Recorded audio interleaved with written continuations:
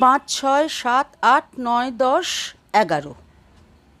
সুরপতি ট্রাঙ্কগুলো গুনে নিয়ে অ্যাসিস্ট্যান্ট অনিলের দিকে ফিরে বলল, ঠিক আছে, দাও, গাড়ি পাঠিয়ে দাও সব ব্রেক ভ্যানে। আর মাত্র 25 মিনিট। অনিল বলল, আপনার গাড়িও ঠিক আছে স্যার, কুপে, 2টো বার্থই আপনার নামে নেওয়া আছে, কোনো অসুবিধা হবে না। তারপর মুচকি হেসে বলল, গার্ড সাহেবও আপনার একজন ভক্ত, নিউ এম্পায়ারে দেখেছেন আপনার শো। এই যে স্যার, আসুন এদিকে। গার্ড বীরেন বক্সিমশাই একগাল হেসে এগিয়ে এসে তাঁর ডান হাতখানা সুরপতির দিকে বাড়িয়ে দিলেন। আসুন স্যার, যে হাতের সাফাই দেখে এত আনন্দ পেয়েছি সে হাত একবারটি শেক করে নিজেকে কৃতার্থ করি। সুরপতি মণ্ডলের 11টি ট্রাঙ্কের যে কোনো একটির দিকে চাইলেই তার পরিচয় পাওয়া যায়। মণ্ডলস মিরাকলস কথাটা পরিষ্কার বড় বড় অক্ষরে লেখা প্রতিটি ট্রাঙ্কের পাশে এবং ঢাকনার উপর। এর বেশি আর পরিচয়ের দরকার নেই, কারণ ঠিক 2 মাস আগেই কলকাতার নিউ এম্পায়ার থিয়েটারে মণ্ডলের জাদুবিদ্যার প্রমাণ পেয়ে দর্শক বারবার করধ্বনি করে তাদের বাহবা জানিয়েছে। খবরের কাগজেও প্রশংসা হয়েছে প্রচুর। 1 সপ্তাহের প্রোগ্রাম ভিড়ের ঠেলায় চলেছে 4 সপ্তাহ, তাও যেন লোকের আশ মেটেনি। থিয়েটারের কর্তৃপক্ষের অনুরোধেই মণ্ডলকে কথা দিতে হয়েছে যে বড়দিনের ছুটিতে আবার শো করবে। কোনো অসুবিধা হলে বলবেন স্যার। গার্ড সাহেব সুরপতিকে তাঁর কামরায় তুলে দিলেন। সুরপতি এদিক ওদিকে দেখে নিয়ে একটা স্বস্তির নিঃশ্বাস ফেলল। বেশ কামরা। আচ্ছা স্যার, তাহলে অনেক ধন্যবাদ। গার্ড চলে যাবার পর সুরপতি তার বেঞ্চের কোণে জানলার পাশটায় ঠেস দিয়ে বসে পকেট থেকে 1 প্যাকেট সিগারেট বার করল। এই বোধহয় তার বিজয় অভিযানের শুরু। উত্তরপ্রদেশ, দিল্লি, আগ্রা, এলাহাবাদ, কাশী, লখনৌ, এই যাত্রা এ কটি। তারপরে আরও কত প্রদেশ পড়ে আছে, কত নগর, কত উপনগর। আর শুধু কি ভারতবর্ষই, তার বাইরেও যে জগৎ রয়েছে, একটা বিরাট বিস্তীর্ণ জগৎ। বাঙালি বলে কি অ্যাম্বিশন নেই? সুরপতি দেখিয়ে দেবে। এককালে যে দেশের জাদুকর হুডিনির কথা পড়ে তার গায়ে কাঁটা দিত, সেই আমেরিকা পর্যন্ত ছড়িয়ে পড়বে তার খ্যাতি। বাংলার ছেলের দৌড় কতখানি তা সে প্রমাণ করবে বিশ্বের লোকের কাছে। যাক না কটা বছর, এ তো সবে শুরু। অনিল হাঁপাতে হাঁপাতে এসে বলল, সব ঠিক আছে স্যার, এভরিথিং। তালাগুলো চেক করে নিয়েছো তো? হ্যাঁ স্যার। গুড। আমি 2টো বগি পরেই আছি। লাইন ক্লিয়ার দিয়েছে? এই দিল বলে। আমি চলি, বর্ধমানে চা খাবেন কি? হলে মন্দ হয় না, আমি নিয়ে আসবোক্ষণ। অনিল চলে গেল। সুরপতি সিগারেটটা ধরিয়ে জানলার বাইরে দৃষ্টি নিক্ষেপ করল। প্ল্যাটফর্ম দিয়ে কুলি, যাত্রী, ফেরিওয়ালার দুমুখ কলমুখর স্রোত বয়ে চলেছে। সুরপতি সেদিকে দেখতে দেখতে কেমন অন্যমনস্ক হয়ে গেল।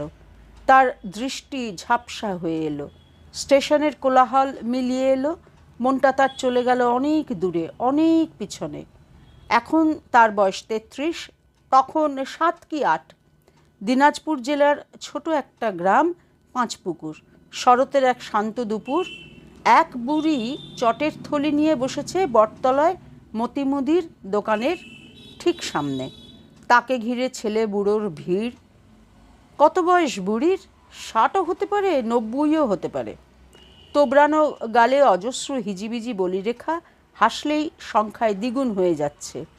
আর ফোকলা দাঁতের ফাঁক দিয়ে কথার খই ফুটছে। ভানুমতির খেল।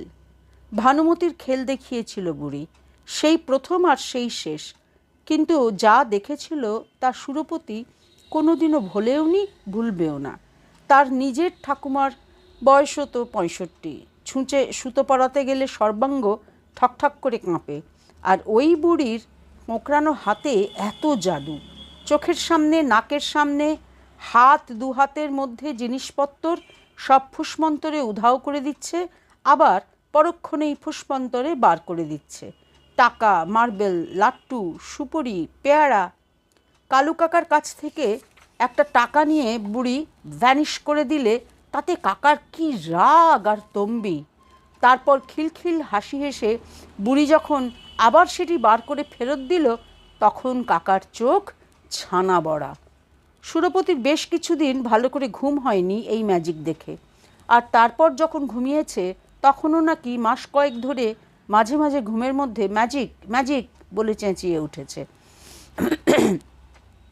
এরপরে গাঁয়ে যখনই মেলাটেলা বসেছে সুরপতি ম্যাজিক দেখার আশায় ধাওয়া করেছে সেখানে, কিন্তু তেমন অবাক করা কিছুই আর চোখে পড়েনি। 16 বছর বয়সে সুরপতি চলে আসে কলকাতার বিপ্রদাস স্ট্রিটে কাকার বাড়িতে থেকে ইন্টারমিডিয়েট পড়বে বলে। কলেজের বইয়ের সঙ্গে পড়া চলেছিল ম্যাজিকের বই। কলকাতায় আসার 2-1 মাসের মধ্যেই সুরপতি সেসব বই কিনে নিয়েছিল, আর কেনার কিছুদিনের মধ্যেই বইয়ের সব ম্যাজিকই তার শেখা হয়ে গিয়েছিল। তাসের প্যাকেট কিনতে হয়েছিল অনেকগুলো। ঘন্টার পর ঘন্টা তাস হাতে নিয়ে আয়নার সামনে দাঁড়িয়ে ম্যাজিক অভ্যাস করতে হয়েছিল তাকে। কলেজের সরস্বতী পুজোয় বন্ধুবান্ধবের জন্মদিনে সুরপতি এসব ম্যাজিক মাঝে মাঝে দেখাতো। সে যখন সেকেন্ড ইয়ারে পড়ে তখন তার বন্ধু গৌতমের বোনের বিয়েতে তার নেমন্তন্ন হয়। সুরপতির ম্যাজিক শেখার ইতিহাসে এটা একটা স্মরণীয় দিন, কারণ ওই বিয়ে বাড়িতেই তার প্রথম দেখা হয় ত্রিপুরা বাবুর সঙ্গে। সুইনহো স্ট্রিটের বিরাট বিরাট বাড়ির পিছনের মাঠে শামিয়ানা পড়েছে, তারই এক কোণে একটা ফরাসে অতিথি অভ্যাগত পরিবেষ্টিত হয়ে বসে আছেন ত্রিপুরাচরণ মল্লিক। হঠাৎ দেখলে নেহাত নগণ্য লোক বলেই মনে হয়। বছর 48 বয়স, কোঁকড়ানো টেরিকাটা চুল, হাসি হাসি মুখ, ঠোঁটের দুকোণে পানের দাগ। রাস্তায় ঘাটে এরকম কত লোক দেখা যায় তার ইয়ত্তা নেই, কিন্তু তার ঠিক সামনেই ফরাসের উপর যে কাণ্ডটা ঘটছে সেটা দেখলে লোকটির সম্বন্ধে মত পাল্টাতে হয়। সুরপতি প্রথমে নিজের চোখে বিশ্বাসই করতে পারেনি। একটা রূপোর আধুলি গড়িয়ে গড়িয়ে 3 হাত দূরে রাখা একটা সোনার আংটির কাছে গেল, তারপর আংটিটাকে সঙ্গে নিয়ে আবার গড়গড়িয়ে ত্রিপুরাবাবুর কাছেই ফিরে এলো। সুরপতি এতই হতভম্ব যে তার হাততালি দেওয়ার সামর্থ্য নেই। এদিকে পরমুহূর্তেই আবার আরেক তাজ্জব জাদু। গৌতমের জ্যাঠামশাই ম্যাজিক দেখতে দেখতে চুরুট ধরাতে গিয়ে তাঁর দেশলাইয়ের কাঠি সব বাক্স থেকে মাটিতে ফেলে বসলেন। তাঁকে উপর হতে দেখে ত্রিপুরাবাবু বললেন, আপনি আর কষ্ট করে ওগুলো তুলছেন কেন স্যার? আমাকে দিন, আমি তুলে দিচ্ছি। তারপর কাঠিগুলো ফরাসের এক কোণে স্তূপ করে রেখে নিজের বাঁ হাতে বাক্সটা নিয়ে ত্রিপুরাবাবু ডাকতে লাগলেন, আহ তু তু তু, আহ আহ আহ।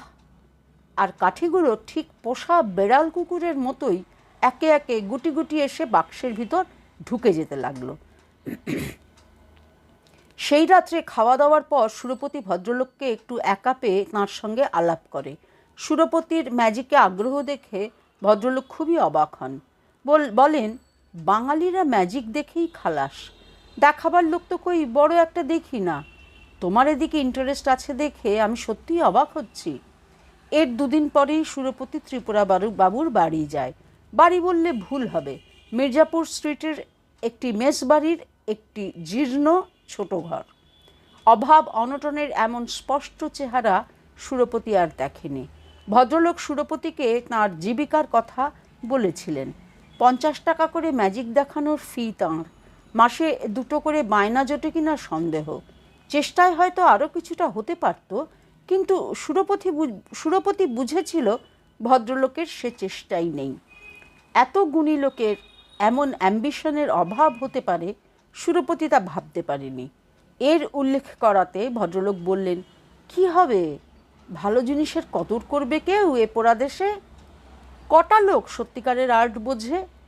খাঁটি আর মেকির তফাৎ কটা লোকে ধরতে পারে?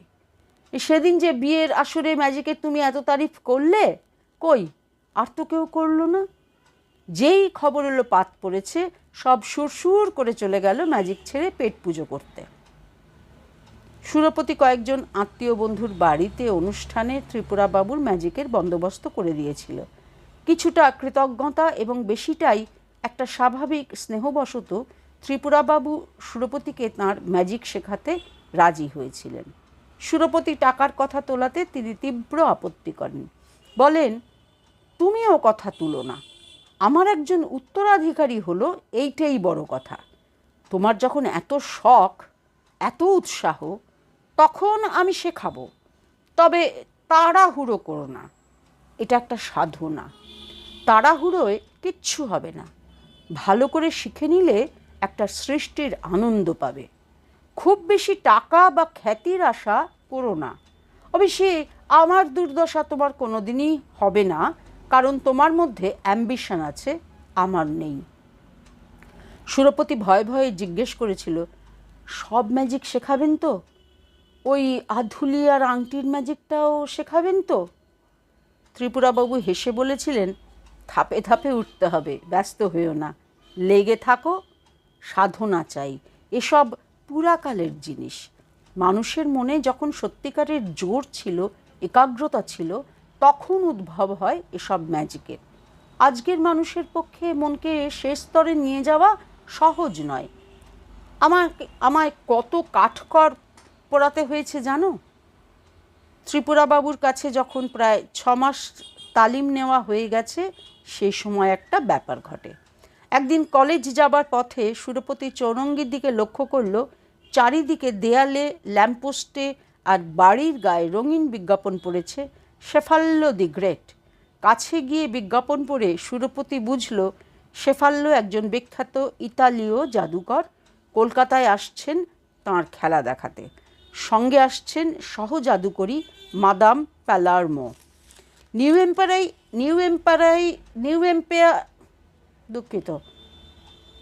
এম্পায়ারেই 1 টাকার গ্যালারিতে বসে শেফাল্লোর ম্যাজিক দেখেছিল সুরপতি।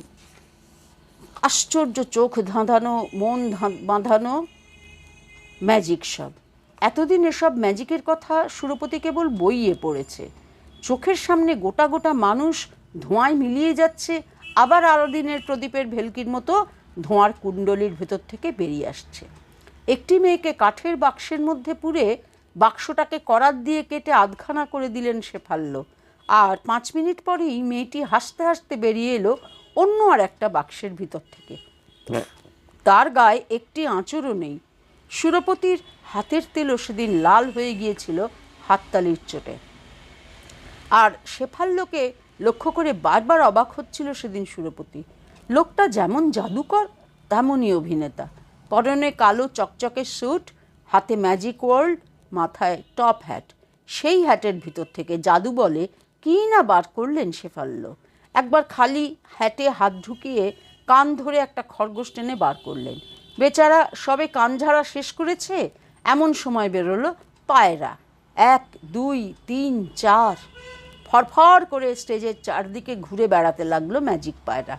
ওদিকে শেফাল্লো ততক্ষণে সেই একই হ্যাটের ভিতর থেকে চকলেট বের করে দর্শকদের মধ্যে ছুঁড়ে ছুঁড়ে দিচ্ছেন। আর এর সব কিছুর সঙ্গে চলেছে শেফাল্লোর কথা, যাকে বলে কথার তুবড়ি। সুরপতি বইয়ে পড়েছিল যে একে বলে প্যাটার। এই প্যাটার হলো ম্যাজিশিয়ানদের একটা প্রধান অবলম্বন। দর্শক যখন এই প্যাটারের স্রোতে নাকানি চুবানি খাচ্ছেন, ম্যাজিশিয়ান সেই ফাঁকে হাত সাফাইয়ের আসল কাজগুলো সেরে নিচ্ছেন। কিন্তু এর আশ্চর্য ব্যতিক্রম হলেন মাদাম প্যালার্মো। তাঁর মুখে একটি কথা নেই, নির্বাক কলের পুতুলের মতো খেলা দেখিয়ে গেলেন তিনি। তাহলে তাঁর হাত সাফাইগুলো হয় কোন ফাঁকে? এর উত্তরও সুরপতি পরে জেনেছিল। স্টেজে এমন ম্যাজিক দেখানো সম্ভব যাতে হাত সাফাইয়ের কোনো প্রয়োজন হয় না। সেসব ম্যাজিক নির্ভর করে কেবল যন্ত্রের কারসাজির উপর, এবং সেসব যন্ত্র চালানোর জন্য স্টেজের কালো পর্দার পেছনে লোক থাকে। মানুষকে দুভাগে ভাগ করে কেটে আবার জুড়ে দেওয়া বা ধোঁয়ার ভিতর অদৃশ্য করে দেওয়া, এ সবই কলকবজার ব্যাপার। তোমার যদি পয়সা থাকে, তুমিও সেসব কলকবজা কিনে বা তৈরি করিয়েই সেই সব ম্যাজিক দেখাতে পারো। অবশ্যই ম্যাজিকগুলো জমিয়ে রসিয়ে সাজ পোশাকের বাহারে চিত্তাকর্ষক করে দেখানোর মধ্যেও একটা বাহাদুরি আছে, আর্ট আছে। সবাইয়ের সে আর্ট জানা নেই, কাজেই পয়সা থাকলেই বড় ম্যাজিশিয়ান হওয়া যায় না। সবাই কি আর? সুরপতির স্মৃতিজাল হঠাৎ ছিন্ন বিচ্ছিন্ন হয়ে গেল। ট্রেনটা একটা প্রকাণ্ড ঝাঁকুনি দিয়ে প্ল্যাটফর্ম ছেড়েছে, আর ঠিক সেই মুহূর্তে এক হ্যাঁচকা টান দিয়ে দরজা খুলে কামরার মধ্যে ঢুকেছে। এ কি!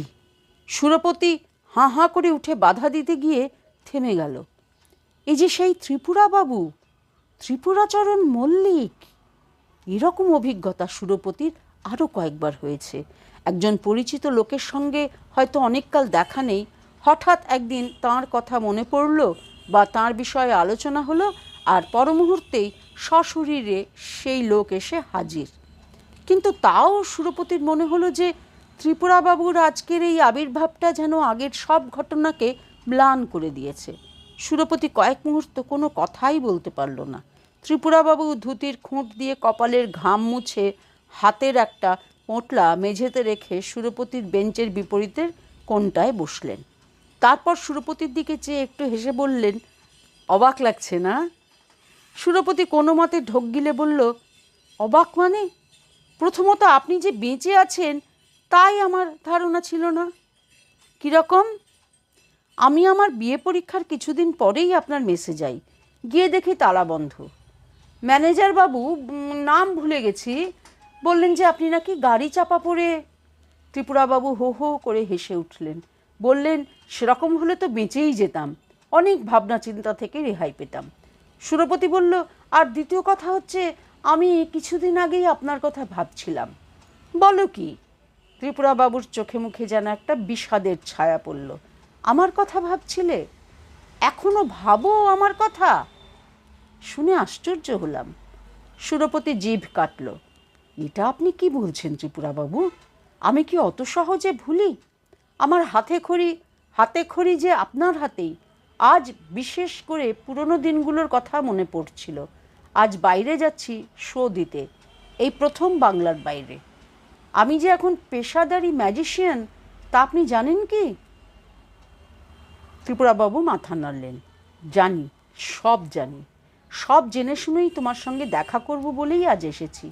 এই 12 বছর তুমি কি করেছো না করেছো, কিভাবে তুমি বড় হয়েছো, এসব অবস্থায় এসে পৌঁছেছো, এর কোনোটাই আমার অজানা নেই। সেদিন নিউ এম্পায়ারে ছিলাম আমি, প্রথম দিন, একেবারে পিছনের বেঞ্চিতে। সবাই তোমার কলাকৌশল কেমন অ্যাপ্রিসিয়েট করলো তা দেখলাম। কিছুটা গর্ব হচ্ছিল বটেই, কিন্তু ত্রিপুরাবাবু থেমে গেলেন। সুরপতিও কিছু বলার সুযোগ পেল না। কী বা বলবে সে? ত্রিপুরাবাবু যদি কিছুটা ক্ষুণ্ণ বোধ করেন তাহলে তাঁকে দোষ দেওয়া যায় না। সত্যিই উনি গোড়াপত্তনটা না করে দিলে সুরপতির আজ এতটা উন্নতি হতো না। আর তার প্রতিদানে সুরপতি কী বা করেছে? বরং উল্টে এই 12 বছরে ক্রমশ তার মন থেকে ত্রিপুরাবাবুর স্মৃতি মুছে এসেছে। তাঁর প্রতি কৃতজ্ঞতার ভাবটাও যেন কমে এসেছে। ত্রিপুরাবাবু আবার শুরু করলেন, গর্ব আমার হয়েছিল তোমার সেদিনের সাকসেস দেখে, কিন্তু তার সঙ্গে আফসোসও ছিল। কেন জানো? তুমি যে রাস্তা বেছে নিয়েছো সেটা খাঁটি ম্যাজিকের রাস্তা নয়।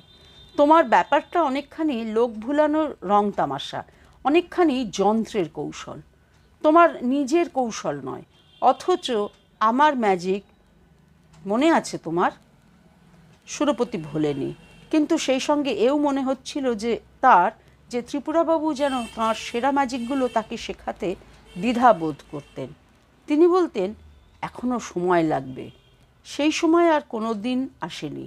তার আগেই এসে পড়ল শেফাল্য। শেফাল্যর জায়গায় নিজেকে কল্পনা করে সে অনেক স্বপ্ন জাল বোনে। দেশে দেশে ম্যাজিক দেখিয়ে রোজগার করবে, নাম করবে, লোককে আনন্দ দেবে, লোকের হাততালি পাবে, বাহবা পাবে। ত্রিপুরাবাবু অন্যমনস্কভাবে জানলা দিয়ে বাইরে চেয়ে আছেন। সুরপতি তাঁকে একবার ভালো করে দেখল। ভদ্রলোককে সত্যিই দুস্থ বলে মনে হচ্ছে। মাথার চুল প্রায় সমস্ত পেকে গেছে, গালের চামড়া আলগা হয়ে এসেছে, চোখ ঢুকে গেছে কোটরের ভিতরে। কিন্তু চোখের দৃষ্টি কি ম্লান হয়েছে কিছু? মনে তো হয় না। আশ্চর্য তীক্ষ্ণ চাহনি ভদ্রলোকের। ত্রিপুরাবাবু একটা দীর্ঘশ্বাস ফেলে বললেন, অবশ্যই তুমি কেন এই পথ বেছে নিয়েছো জানি।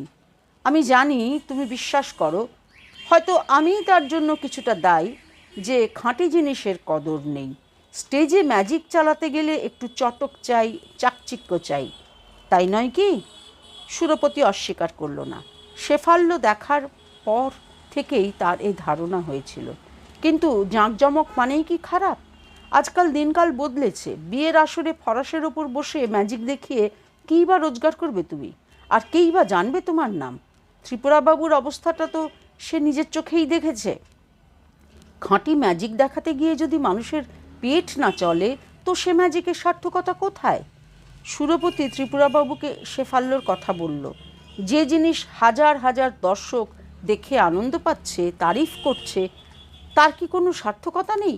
খাঁটি ম্যাজিক তো সুরপতি অশ্রদ্ধা করছে না, কিন্তু সে পথে কোনো ভবিষ্যৎ নেই। তাই সুরপতি এই পথ বেছে নিয়েছে। ত্রিপুরাবাবু হঠাৎ যেন উত্তেজিত হয়ে উঠলেন।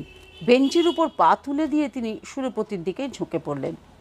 শোনো সুরপতি, তুমি যদি সত্যিই বুঝতে পারতে আসল ম্যাজিক কী জিনিস, তাহলে তুমি নকলের পিছনে ধাওয়া করতে না। হাত সাফাই তো ওর শুধু একটা মাত্র অঙ্গ। অবশ্যই তারও যে কত শ্রেণীবিভাগ আছে তার শেষ নেই। যৌগিক ক্রিয়ার মতো সেসব সাফাই মাসের পর মাস, বছরের পর বছর অভ্যাস করতে হয়। কিন্তু এছাড়াও তো আরও কত কি আছে। হিপনোটিজম কেবল চোখের চাহনির জোরে মানুষকে সম্পূর্ণ তোমার বশে এনে ফেলতে পারবে। এমন বশ করবে যে সে তোমার হাতে কাদা হয়ে যাবে। তারপর ক্লেয়ারভয়েন্স বা টেলিপ্যাথি বা থট রিডিং, অপরের চিন্তার জগতে তুমি অবাধ চলাফেরা করতে পারবে। একজনের নাড়ি টিপে বলে দেবে সে কী ভাবছে। তেমন তেমন শেখা হয়ে গেলে পরে তাকে স্পর্শও করতে হবে না। কেবল মিনিটখানেক তার চোখের দিকে চেয়ে থাকলেই তার মনের কথা, পেটের কথা সব জেনে ফেলবে। এসব কি ম্যাজিক? জগতের সব সেরা ম্যাজিকের মূল হচ্ছে এইসব জিনিস। এতে কলকবজার কোনো ব্যাপারই নেই। আছে শুধু সাধনা, নিষ্ঠা, একাগ্রতা। ত্রিপুরাবাবু দম নেবার জন্য থামলেন। ট্রেনের শব্দের জন্য তাঁকে গলা উঁচিয়ে কথা বলতে হচ্ছিল। তাতে বোধহয় তিনি আরও ক্লান্ত হয়ে পড়েছিলেন। এবারে তিনি সুরপতির দিকে আরও এগিয়ে এসে বললেন, আমি তোমাকে এর সব কিছুই শেখাতে চেয়েছিলাম, কিন্তু তুমি গ্রাহ্য করলে না। তোমার তর সইল না। একজন বিদেশি বুজরুকের বাইরের জাঁকজমক তোমার মাথা ঘুরিয়ে দিল।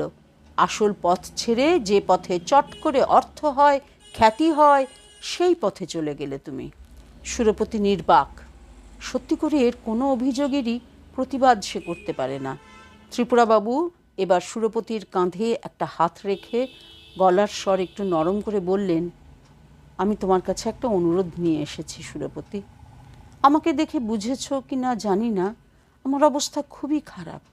এত জাদু জানি, কিন্তু টাকা করার জাদুটা এখনো অজানা রয়ে গেছে। অ্যাম্বিশনের অভাবই আমার কাল হয়েছে। না হলে কি আর আমার অন্য চিন্তা করতে হয়? আমি এখন মরিয়া হয়েই এসেছি তোমার কাছে সুরপতি। আমি নিজে যে নিজের পায়ে দাঁড়াবো সে শক্তি আর নেই, বয়সও নেই। কিন্তু আমার এটুকু বিশ্বাস আছে যে আমার এই দুর্দিনে তুমি আমাকে কিছুটা স্যাক্রিফাইস করেও সাহায্য করবে। ব্যাস, তারপর আর আমি তোমাকে বিরক্ত করব না। সুরপতির মনটা ধাঁধিয়ে উঠল। কী সাহায্য চাইছেন ভদ্রলোক? ত্রিপুরাবাবু বলে চললেন, তোমার কাছে হয়তো প্ল্যানটা একটু রূঢ় বলে মনে হতে পারে, কিন্তু এছাড়া উপায় নেই। মুশকিল হচ্ছে কি, আমার যে শুধু টাকারই প্রয়োজন তা নয়, বুড়ো বয়সে একটা নতুন শখ হয়েছে জানো। একসঙ্গে অনেকগুলো লোকের সামনে আমার সেরা খেলাগুলো একবার দেখাতে ইচ্ছে করছে। হয়তো এই প্রথম এবং এই শেষবার, কিন্তু তাও এ শখটাকে কিছুতেই দমন করতে পারছি না সুরপতি। একটা অজানা আশঙ্কা সুরপতির বুকটাকে কাঁপিয়ে দিল। ত্রিপুরাবাবু এবার তাঁর আসল প্রস্তাবটা পারলেন। লখনৌতে তোমার ম্যাজিক দেখানোর ব্যবস্থা হয়েছে, তুমি সেখানেই যাচ্ছ। ধরো যদি শেষ মুহূর্তে তোমার অসুখ করে, দর্শককে একেবারে হতাশ করে ফিরিয়ে দেবার চেয়ে ধরো যদি তোমার জায়গায় আর কেউ। সুরপতি হকচকিয়ে গেল। ত্রিপুরাবাবু বলেন কি? সত্যিই মরিয়া হয়েছেন ভদ্রলোক, না হলে এমন অদ্ভুত প্রস্তাব করেন কি করে? সুরপতি চুপ করে আছে দেখে ত্রিপুরাবাবু বললেন, অনিবার্য কারণ হেতু তোমার বদলে তোমার গুরু ম্যাজিক দেখাবেন। এইভাবেই খবরটা দিয়ে দেবে তুমি। এতে কি লোক খুব হতাশ হবে বলে মনে হয়? আমার তো তা মনে হয় না। আমার দৃঢ় বিশ্বাস যে আমার ম্যাজিক লোকের ভালোই লাগবে, কিন্তু তাও আমি প্রস্তাব করি যে প্রথম দিনের হিসেবে তোমার যা টাকা পাওনা হতো তার অর্ধেক তুমিই পাবে। তাতে আমার ভাগ যা থাকবে তাতেই আমার চলে যাবে। তারপর তুমি যেমন চলেছো চলো, আমি আর তোমাকে বিরক্ত করব না। কেবল এই একদিনের সুযোগটুকু তোমাকে করে দিতেই হবে সুরপতি। সুরপতির মাথা গরম হয়ে উঠেছে। অসম্ভব! আপনি কি বলছেন আপনি নিজেই বুঝতে পারছেন না ত্রিপুরাবাবু?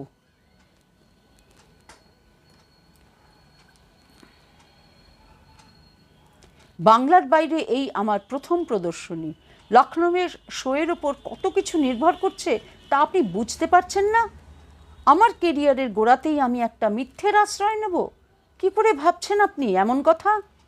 ত্রিপুরাবাবু স্থির দৃষ্টিতে সুরপতির দিকে চেয়ে রইলেন কিছুক্ষণ। তারপর ট্রেনের শব্দের উপর দিয়ে তার ধীর সংযত কণ্ঠস্বর সুরপতির কানে ভেসে এলো।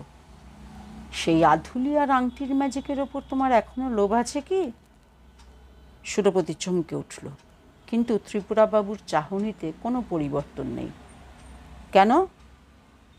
ত্রিপুরাবাবু মৃদু হেসে বললেন, তুমি যদি আমার প্রস্তাবে রাজি হও তাহলে আমি তোমায় ম্যাজিকটা শিখিয়ে দেব। যদি এখন কথা দাও তো এখনই, আর যদি না দাও। হুইসেলের বিকট শব্দ করে একটা হাওড়াগামী ট্রেন সুরপতিদের ট্রেনের পাশ দিয়ে বেরিয়ে গেল। আর তার কামরার আলোয় ত্রিপুরাবাবুর চোখ বারবার ধকধক করে জ্বলে উঠল। আলো আর শব্দ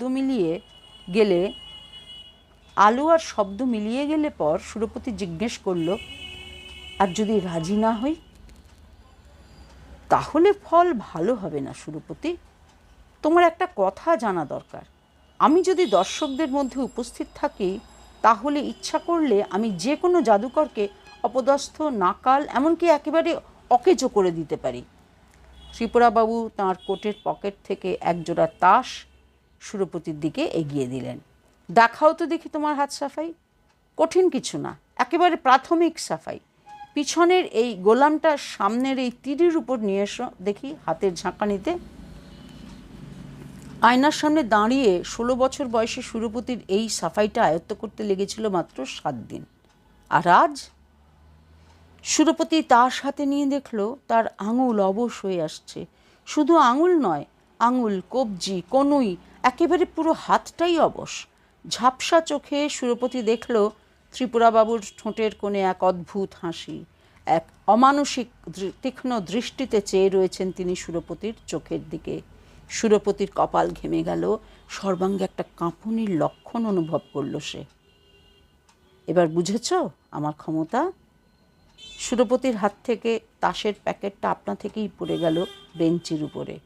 ত্রিপুরাবাবু তাসগুলো গোছ করে তুলে নিয়ে গম্ভীর গলায় বললেন, রাজি আছো? সুরপতির অসুস্থ অবশ ভাবটা কেটে গেছে। সে ক্লান্ত ক্ষীণ কণ্ঠে জিজ্ঞাসা করল, ম্যাজিকটা শেখাবেন তো? ত্রিপুরাবাবু তাঁর ডান হাতের তর্জনী সুরপতির নাকের সামনে তুলে ধরে বললেন, লখনৌয়ের প্রথম শোতে তোমার অসুস্থতা হেতু তোমার পরিবর্তে তোমার গুরু ত্রিপুরাচরণ মল্লিক তাঁর জাদুবিদ্যা প্রদর্শন করবেন, তাই তো? হ্যাঁ তাই। তুমি তোমার প্রাপ্য টাকার অর্ধেক আমাকে দেবে, ঠিক তো? ঠিক। তবে এসো। সুরপতি পকেট হাতড়ে একটা আধুলি আর নিজের আঙুল থেকে পলা বসানো আংটিটা খুলে ত্রিপুরাবাবুকে দিল। বর্ধমানে গাড়ি থামতে চা নিয়ে তার বসের কামরার সামনে এসে অনিল দেখে সুরপতি ঘুমে অচেতন। অনিল একটু ইতস্তত করে একবার স্যার বলে মৃদু শব্দ করতেই সুরপতি ধর্মড়িয়ে উঠে বসল। কি ব্যাপার? আপনার চা নিয়ে এসেছি স্যার। ডিস্টার্ব করলাম, কিছু মনে করবেন না। কিন্তু সুরপতি উদ্ভ্রান্ত দৃষ্টিতে কামরার এদিক ওদিক দেখতে লাগলো। কি হলো স্যার? ত্রিপুরাবাবু? অনিল হতভম্ব। না, উনি তো সেই 51-এ বাস চাপা পড়ে। কিন্তু আমার আংটি? কোন আংটি স্যার? আপনার পলাটা তো হাতেই রয়েছে। হ্যাঁ, আর সুরপতি পকেটে হাত দিয়ে একটা আধুলি বার করল। অনিল লক্ষ্য করল সুরপতির হাত থরথর করে কাঁপছে। অনিল, ভেতরে এসো তো একবার, চট করে এসো। ওই জানলাগুলো বন্ধ করো তো। হ্যাঁ, এইবার দেখো। সুরপতি বেঞ্চির এক মাথায় আংটি আর অন্য মাথায় আধুলিটা রাখলো।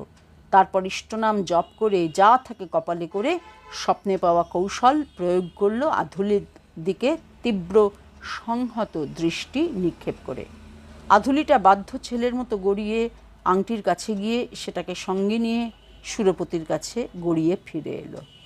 অনিলের হাত থেকে চায়ের পেয়ালাটা পড়ে যেত যদি না সুরপতি অদ্ভুত হাত সাফাইয়ের বলে সেটাকে পরার বড় মুহূর্তেই নিজের হাতে নিয়ে নিত। লখনৌয়ের জাদু প্রদর্শনীর প্রথম দিন পর্দা উঠলে পর সুরপতি মণ্ডল সমবেত দর্শক মণ্ডলীর সামনে উপস্থিত হয়ে তাঁর স্বর্গত জাদুবিদ্যা শিক্ষক ত্রিপুরাচরণ মল্লিকের প্রতি শ্রদ্ধা জ্ঞাপন করল।